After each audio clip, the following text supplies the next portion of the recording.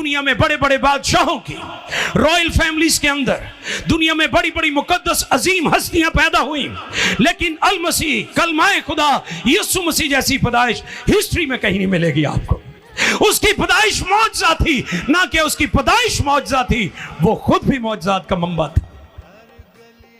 अजीब, wonderful English word, मौजज़ात करने वाला। उसकी पैदाइश में सबसे बड़ा मौजज़ा क्या था? कोई इंसान माँ बाप के मिलाप के बगैर, मर्द और औरत के मिलाप के बगैर पैदा नहीं हुआ और ना हो सकता है, सिर्फ यीशु मसीह की ज़ाती अक़दस है। ये बात उसे मुमताज़ करती है बाकी पैदाइशों में।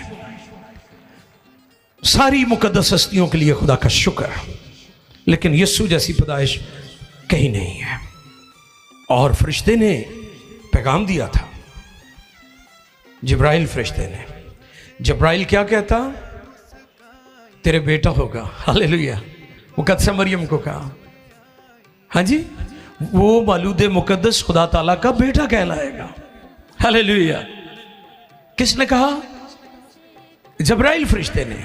हम उसी अपने पास से नहीं ये बात कहते, ये जिब्राइल फरिश्ते का पैगाम है जिस पर हम ईमान लेकर आए हैं। तो दुनिया और कौमों को भी जिब्राइल के इस पैगाम को कबूल करना चाहिए।